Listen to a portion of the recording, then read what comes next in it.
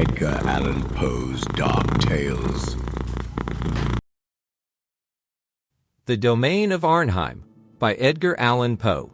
The garden like a lady fair was cut, that lay as if she slumbered in delight, and to the open skies her eyes did shut. The azure fields of heaven were symboled right in a large round, set with the flowers of light. The flowers de luce, and the round sparks of dew, that hung upon their azure leaves did show, like twinkling stars that sparkle in the evening blue. Giles Fletcher. From his cradle to his grave, a gale of prosperity bore my friend Ellison along. Nor do I use the word prosperity in its mere worldly sense. I mean it as synonymous with happiness. The person of whom I speak seemed born for the purpose of foreshadowing the doctrines of Turgot, Price, Priestley, and Condorcet, of exemplifying by individual instance what has been deemed the chimera of the perfectionists. In the brief existence of Ellison, I fancy that I have seen refuted the dogma that in man's very nature lies some hidden principle, the antagonist of bliss. An anxious examination of his career has given me to understand that, in general, from the violation of a few simple laws of humanity arises the wretchedness of mankind. That as a species we have in our possession the as yet unwrought elements of content, and that, even now, in the present darkness and madness of all thought on the great question of the social condition, it is not impossible that man, the individual, under certain unusual and highly fortuitous conditions, may be happy. With opinions such as these my young friend too was fully imbued, and thus it is worthy of observation that the uninterrupted enjoyment which distinguished his life was, in great measure, the result of preconcert. It is indeed evident that with less of the instinctive philosophy which, now and then, stands so well in the stead of experience, Mr. Ellison would have found himself precipitated by the very extraordinary success of his life into the common vortex of unhappiness which yawns for those of preeminent endowments. But it is by no means my object to pen an essay on happiness. The ideas of my friend may be summed up in a few words. He admitted but 4 elementary principles, or more strictly, conditions, of bliss. That which he considered chief was, strange to say, the simple and purely physical one of free exercise in the open air. The health, he said, attainable by other means is scarcely worth the name. He instanced the ecstasies of the fox hunter, and pointed to the tillers of the earth, the only people who, as a class, can be fairly considered happier than others. His second condition was the love of woman. His third, and most difficult of realization, was the contempt of ambition. His fourth was an object of unceasing pursuit, and he held that, other things being equal, the extent of attainable happiness was in proportion to the spirituality of this object. Ellison was remarkable in the continuous profusion of good gifts lavished upon him by fortune. In personal grace and beauty, he exceeded all men. His intellect was of that order to which the acquisition of knowledge is less a labor than an intuition and a necessity.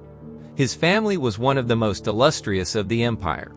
His bride was the loveliest and most devoted of women. His possessions had been always ample, but, on the attainment of his majority, it was discovered that one of those extraordinary freaks of fate had been played in his behalf which startled the whole social world amid which they occur, and seldom fail radically to alter the moral constitution of those who are their objects. It appears that, about 100 years before Mr. Ellison's coming of age, there had died in a remote province, one Mr. C. Bright Ellison. This gentleman had amassed a princely fortune, and, having no immediate connections, conceived the whim of suffering his wealth to accumulate for a century after his decease. Minutely and sagaciously directing the various modes of investment, he bequeathed the aggregate amount to the nearest of blood, bearing the name Ellison, who should be alive at the end of the 100 years. Many attempts had been made to set aside this singular bequest. Their ex post facto character rendered them abortive. But the attention of a jealous government was aroused, and a legislative act finally obtained, forbidding all similar accumulations. This act, however, did not prevent young Ellison from entering into possession, on his 21st birthday, as the heir of his ancestor Seabright, of a fortune of $450 million. 1. When it had become known that such was the enormous wealth inherited, There were, of course, many speculations as to the mode of its disposal. The magnitude and the immediate availability of the sum bewildered all who thought on the topic. The possessor of any appreciable amount of money might have been imagined to perform any one of 1,000 things. With riches merely surpassing those of any citizen, it would have been easy to suppose him engaging to supreme excess in the fashionable extravagances of his time, or busying himself with political intrigue, or aiming at ministerial power, or purchasing increase of nobility, or collecting large museums of virtue, or playing the munificent patron of letters, of science, of art, or endowing and bestowing his name upon extensive institutions of charity. But for the inconceivable wealth in the actual possession of the heir, these objects and all ordinary objects were felt to afford too limited a field. Recourse was had to figures, and these but sufficed to confound. It was seen that, even at 3%, the annual income of the inheritance amounted to no less than $13,500,000, which was $1,125,000 per month, or $36,986 per day, or $1,541 per hour, or $6.20 for every minute that flew. Thus, the usual track of supposition was thoroughly broken up. Men knew not what to imagine. There were some who even conceived that Mr. Ellison would divest himself of at least 1/2 of his fortune, as of utterly superfluous opulence, enriching whole troops of his relatives by division of his superabundance. To the nearest of these he did, in fact, abandon the very unusual wealth which was his own before the inheritance. I was not surprised, however, to perceive that he had long made up his mind on a point which had occasioned so much discussion to his friends. Nor was I greatly astonished at the nature of his decision. In regard to individual charities, he had satisfied his conscience. In the possibility of any improvement, properly so called, being effected by man himself in the general condition of man, he had, I am sorry to confess it, little faith. Upon the whole, whether happily or unhappily, he was thrown back in very great measure upon self. In the widest and noblest sense, he was a poet. He comprehended, moreover, the true character, the august aims, the supreme majesty and dignity of the poetic sentiment. The fullest, if not the sole proper satisfaction of this sentiment, he instinctively felt to lie in the creation of novel forms of beauty. Some peculiarities, either in his early education or in the nature of his intellect, had tinged with what is termed materialism all his ethical speculations, and it was this bias, perhaps, which led him to believe that the most advantageous, at least, if not the sole legitimate field for the poetic exercise, lies in the creation of novel moods of purely physical loveliness. Thus it happened he became neither musician nor poet, if we use this latter term in its everyday acceptation, or it might have been that he neglected to become either, merely in pursuance of his idea that in contempt of ambition is to be found one of the essential principles of happiness on earth. Is it not indeed possible that, while a high order of genius is necessarily ambitious, the highest is above that which is termed ambition? And may it not thus happen that many far greater than Milton have contentedly remained mute and inglorious? I believe that the world has never seen, and that, unless through some series of accidents goading the noblest order of mind into distasteful exertion, the world will never see that full extent of triumphant execution in the richer domains of art, of which the human nature is absolutely capable. Ellison became neither musician nor poet, although no man lived more profoundly enamored of music and poetry. Under other circumstances than those which invested him, it is not impossible that he would have become a painter. Sculpture, although in its nature rigorously poetical, was too limited in its extent and consequences to have occupied at any time much of his attention. And I have now mentioned all the provinces in which the common understanding of the poetic sentiment has declared it capable of expatiating. But Ellison maintained that the richest, the truest, and most natural, if not altogether the most extensive province, had been unaccountably neglected. No definition had spoken of the landscape gardener as of the poet, yet it seemed to my friend that the creation of the landscape garden offered to the proper muse the most magnificent of opportunities. Here indeed was the fairest field for the display of imagination in the endless combining of forms of novel beauty, the elements to enter into combination being, by a vast superiority, the most glorious which the earth could afford. In the multiform and multicolor of the flowers and the trees, he recognized the most direct and energetic efforts of nature at physical loveliness. And in the direction or concentration of this effort, or more properly, in its adaptation to the eyes which were to behold it on earth, he perceived that he should be employing the best means, laboring to the greatest advantage, in the fulfillment not only of his own destiny as poet, but of the august purposes for which the deity had implanted the poetic sentiment in man. Its adaptation to the eyes which were to behold it on earth. In his explanation of this phraseology, Mr. Ellison did much toward solving what has always seemed to me an enigma. I mean the fact, which none but the ignorant dispute, that no such combination of scenery exists in nature as the painter of genius may produce. No such paradises are to be found in reality as have glowed on the canvas of Claude. In the most enchanting of natural landscapes, there will always be found a defect or an excess, many excesses and defects. While the component parts may defy, individually, the highest skill of the artist, the arrangement of these parts will always be susceptible of improvement. In short, no position can be attained on the wide surface of the natural earth, from which an artistical eye, looking steadily, will not find matter of offense in what is termed the composition of the landscape. And yet how unintelligible is this?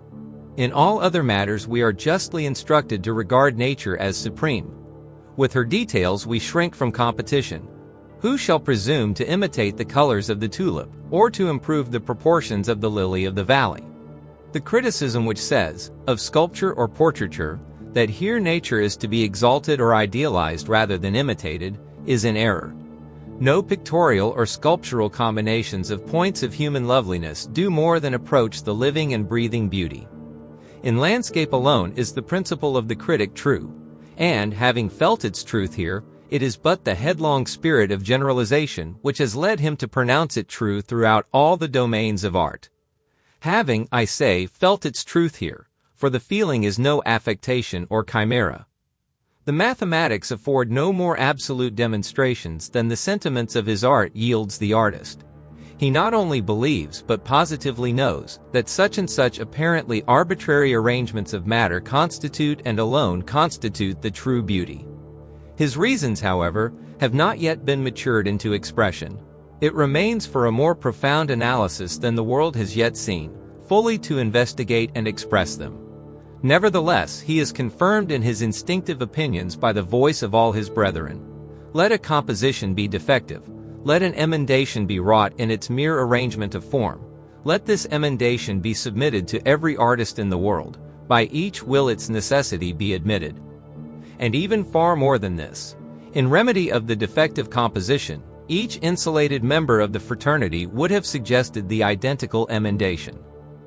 I repeat that in landscape arrangements alone is the physical nature susceptible of exaltation, and that, therefore, her susceptibility of improvement at this one point was a mystery I had been unable to solve.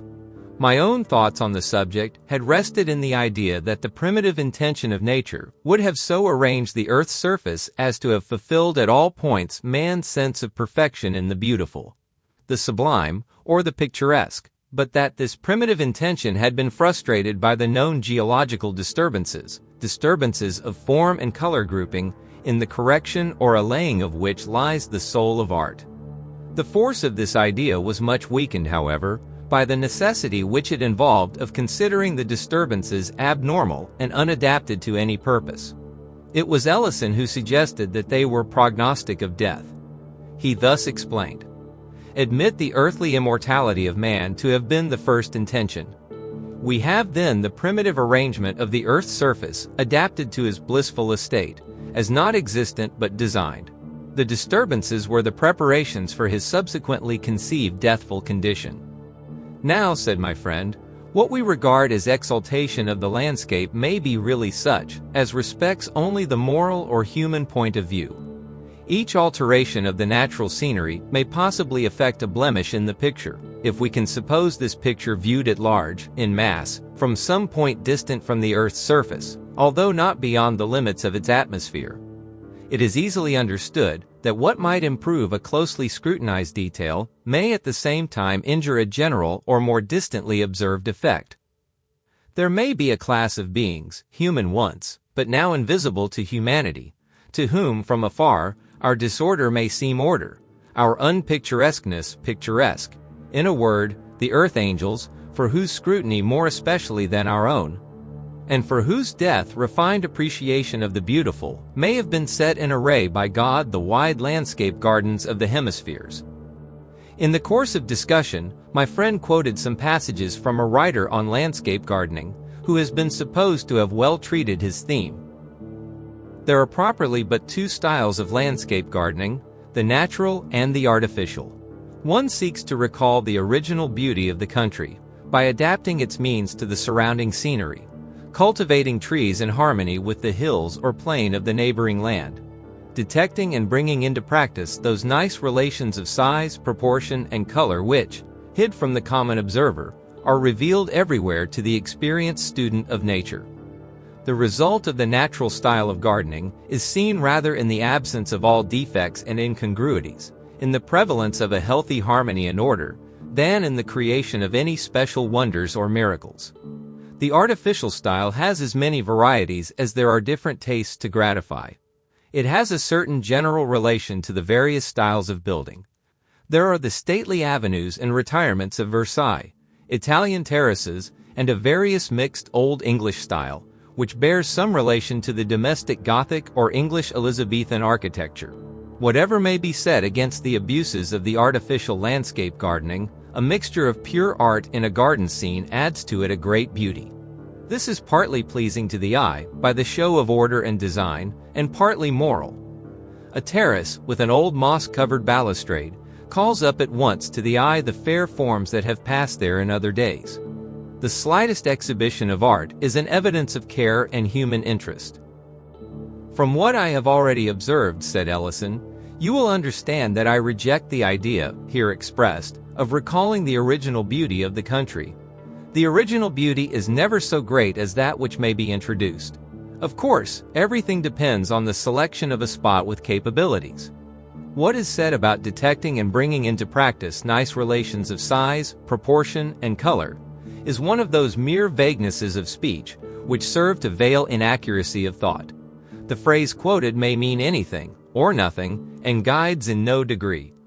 That the true result of the natural style of gardening is seen rather in the absence of all defects and incongruities than in the creation of any special wonders or miracles, is a proposition better suited to the groveling apprehension of the herd than to the fervid dreams of the man of genius. The negative merit suggested appertains to that hobbling criticism which, in letters, would elevate Addison into apotheosis. In truth, while that virtue which consists in the mere avoidance of vice appeals directly to the understanding, and can thus be circumscribed in rule, the loftier virtue which flames in creation can be apprehended in its results alone. Rule applies but to the merits of denial, to the excellencies which refrain. Beyond these, the critical art can but suggest. We may be instructed to build a Cato, but we are in vain told how to conceive a Parthenon or an Inferno. The thing done, however, the wonder accomplished, and the capacity for apprehension becomes universal. The sophists of the negative school who, through inability to create, have scoffed at creation, are now found the loudest in applause. What, in its chrysalis condition of principle, affronted their demure reason, never fails, in its maturity of accomplishment, to extort admiration from their instinct of beauty. The author's observations on the artificial style, continued Ellison, are less objectionable. A mixture of pure art in a garden scene adds to it a great beauty. This is just, as also is the reference to the sense of human interest. The principle expressed is incontrovertible, but there may be something beyond it. There may be an object in keeping with the principle, an object unattainable by the means ordinarily possessed by individuals, yet which, if attained, would lend a charm to the landscape garden far surpassing that which a sense of merely human interest could bestow. A poet, having very unusual pecuniary resources, might, while retaining the necessary idea of art or culture, or, as our author expresses it, of interest, so imbue his designs at once with extent and novelty of beauty, as to convey the sentiment of spiritual interference. It will be seen that, in bringing about such result, he secures all the advantages of interest or design, while relieving his work of the harshness or technicality of the worldly art.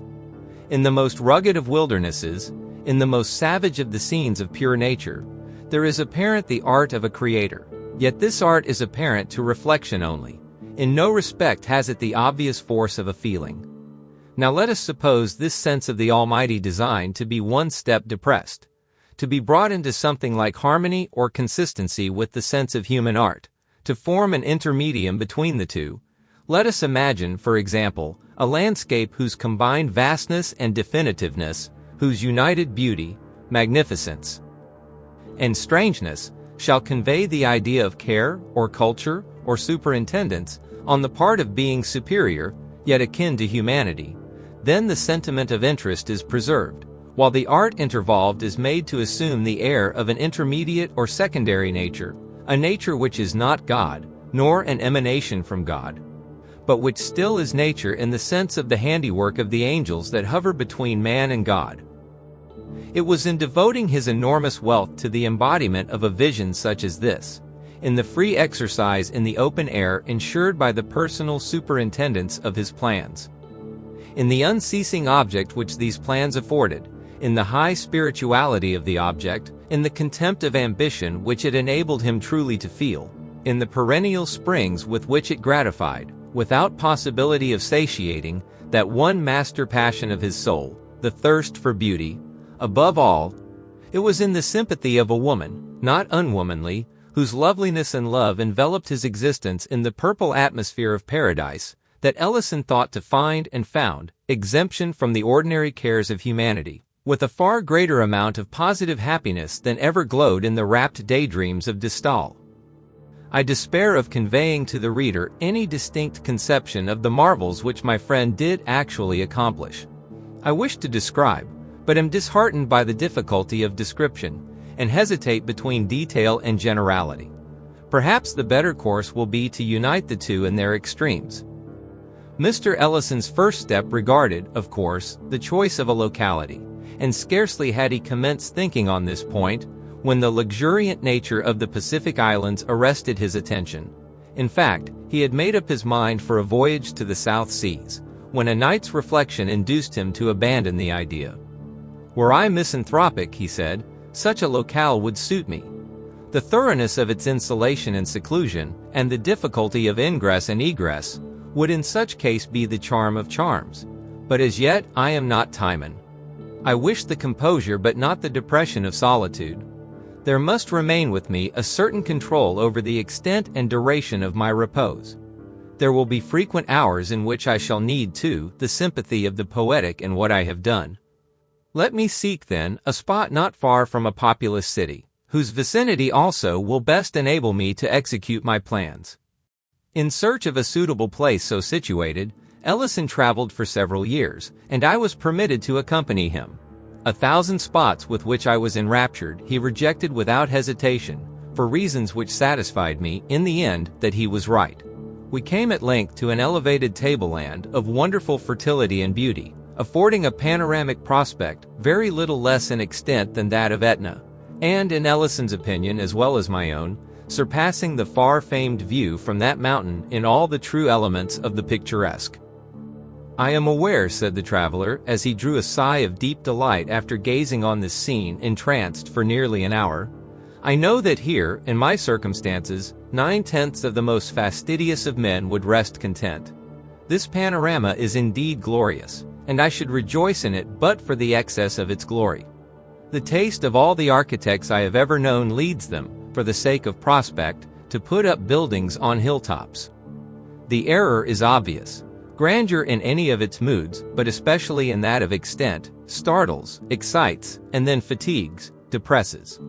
For the occasional scene, nothing can be better. For the constant view, nothing worse. And in the constant view, the most objectionable phase of grandeur is that of extent.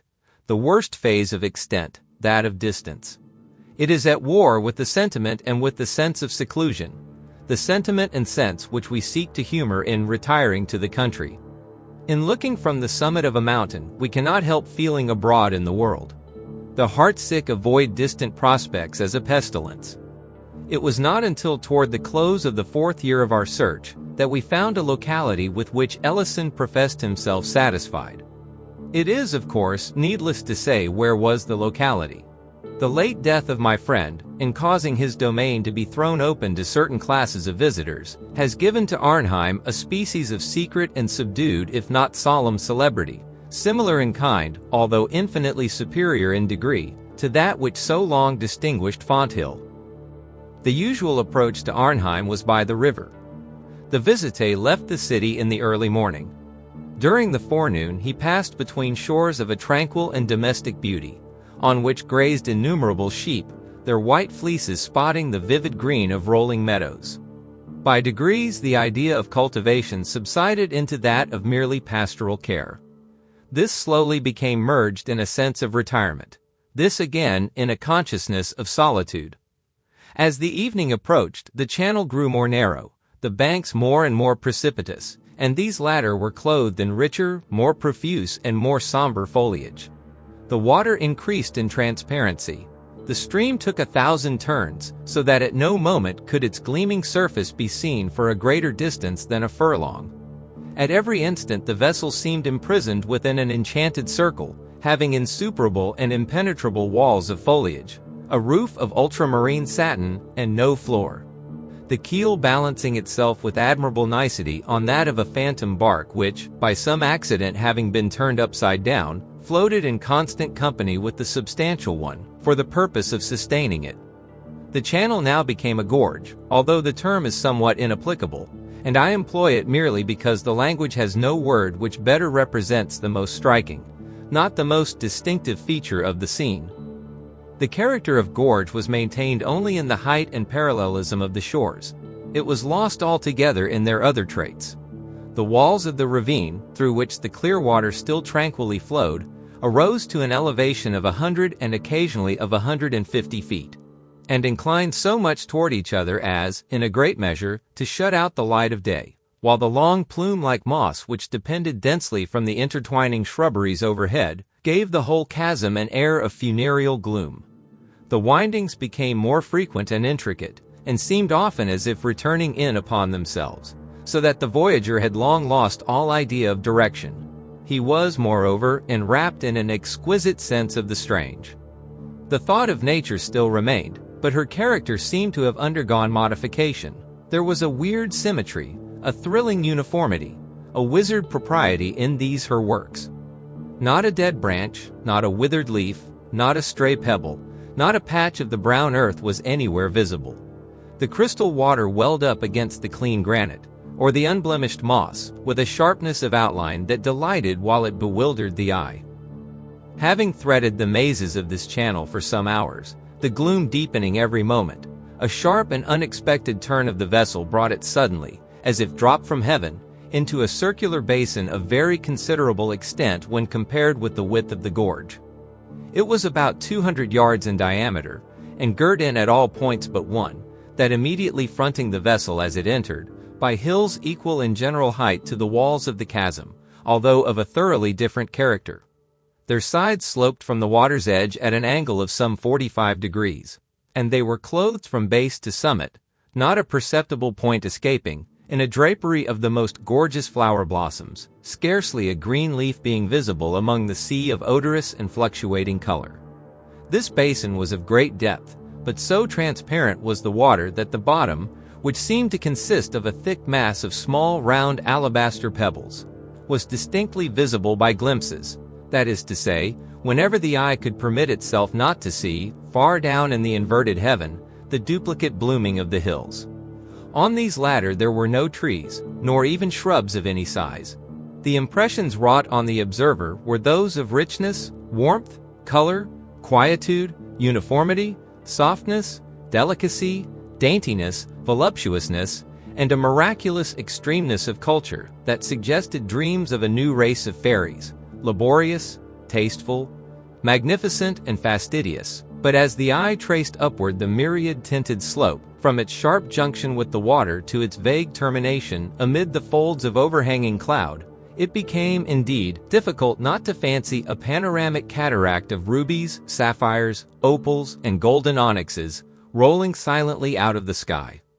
The visitee, shooting suddenly into this bay from out the gloom of the ravine, is delighted but astounded by the full orb of the declining sun, which he had supposed to be already far below the horizon, but which now confronts him, and forms the sole termination of an otherwise limitless vista seen through another chasm-like rift in the hills. But here the voyager quits the vessel which has borne him so far, and descends into a light canoe of ivory, stained with arabesque devices in vivid scarlet, both within and without.